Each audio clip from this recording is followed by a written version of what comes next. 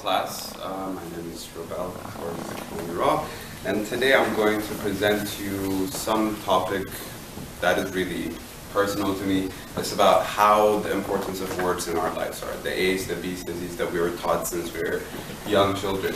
So to share with you a personal experience I had a few days back, I was taking a taxi to come to the university, and the taxi driver, noticing that I was a foreigner, started speak English to me.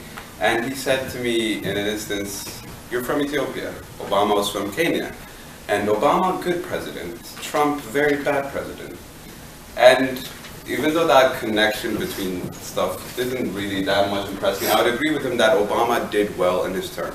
And one of the best things that he said for me in one of his speeches was in Wisconsin 2008, before he was the Democratic Party candidate, in which he said this.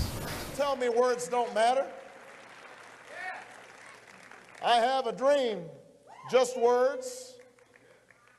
We hold these truths to be self-evident, that all men are created equal, just words. We have nothing to fear but fear itself, just words, just speeches. His candidate at that time, Haile, let's just say, criticized him for just using words or speeches to just rile up people as nothing.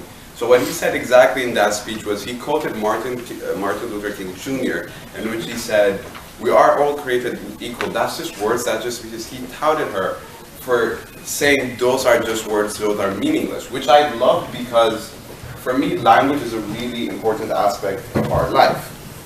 And what I want to show today is, as David Crystal in the Cambridge Encyclopedia of Linguistics defines language, he defines it as being magical and mystical and having a unique role in capturing the breadth of human thoughts and endeavor. Just look at this definition, how beautiful it is just to define how much important words are in our lives.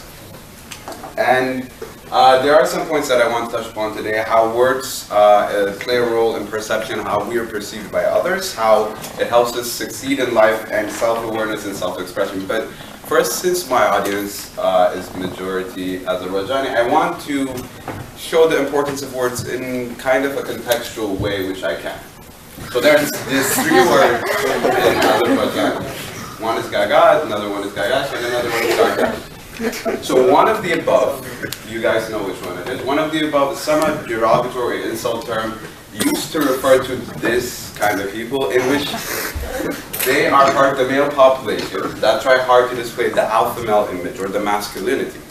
And now I'm a foreigner, maybe I didn't know these words, I come up to some person, and instead of using the one that stands for brother, I use the insult one. So because of this, that just shows you how a little bit difference between the words can even make a difference in a speech that you make to someone. So I just wanted to put this in here so that it would be more understandable. Yes? Which one is which? Because I don't know. Does anyone from the audience want to tell? Kaka. It's gaga. It's how the person goes to you, like it's going step by step. If the guy is not very close, gaga is little bit, and the gaga is your brother. You're like my bro. For understanding it, you should live here for a year.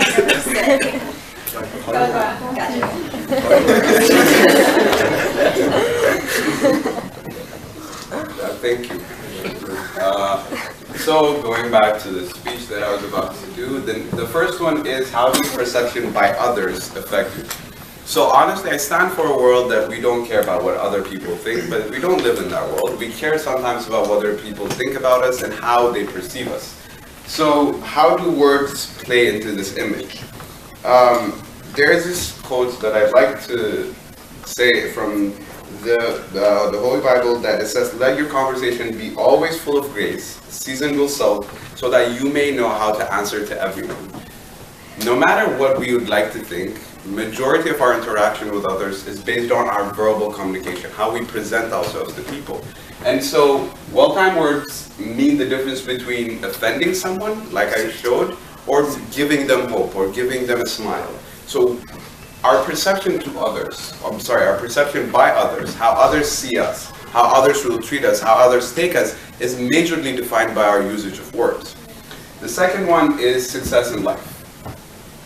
When I want to talk about success in life, I would like to majorly focus, there are different types of success, but I want to focus on a career type of success. The one that comes from you go to the college, you go to university, and then you get a job, and blah, blah, blah, and all of that. So your orating skills is how you present yourself.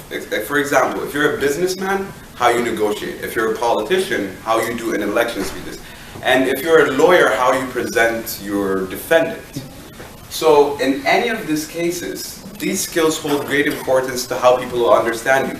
I mean, there could be some argument, but when you look at the American presidency, how Trump became president, you will see in his speeches that he targeted an audience that he knew would get him to the White House. Maybe he did not know necessarily, but his speeches got them to choose for him. He lost, Trump won against an experienced politician who had been 30 years in the making. So imagine that, just because of the words and the speeches that he used, he got there, being the free leader, the leader of the free world. So again, it really matters how you present yourself in order to have that achievements in life, because again, it's how people see you, even in your workplace environment. The last one is self-awareness and self-expression. Self-awareness is more about how you use these words in order to find yourself out, in order to see what's inside you. By asking yourself the right questions, by using them the right way, you can know more about yourself. And self-expression, I would like to use the example of, I think this has been mentioned in these kind of topics a lot. I would like to mention Adolf Hitler. Even though what he did or what he achieved was not necessarily human being-like or was not necessarily humane, I would like to say that Hitler was a great public speaker. He did over 5,000 public speeches, and each speech would have been edited 5 times. So imagine that. If you think doing a public speech right now here is hard, imagine doing 5,000 public speeches that have been edited 5 times in order to lead an army, a country, to make them believe that they're the greatest country in the world. That's how much expressing yourself in the right way can make you yourself believe in yourself and can make others believe in yourself as well. So as I've talked about, I tried to explore three aspects of how words can be important in your life. Perception by others, how you will succeed, and issues related to self. And what I would like to say is that words do matter, and you have to say what you mean and mean what you say. To end this speech, I would like to quote someone you may be familiar with. That is the former president, Haile. In a speech that he gave in Baku in 1996 to a youth forum, he said this: "I would encourage our youth to learn as many foreign languages as possible, but prior to that ambitious goal, they all should know their language, Azeri. They should feel it as their mother tongue and be able to think in it. I wish the day when our youth can read Shakespeare in English, Pushkin in Russian, and our own Azerbaijani poets." For me, this is beautiful because this comes from the realization of the importance of the language. Whatever language is, thus the importance of words. Thank you.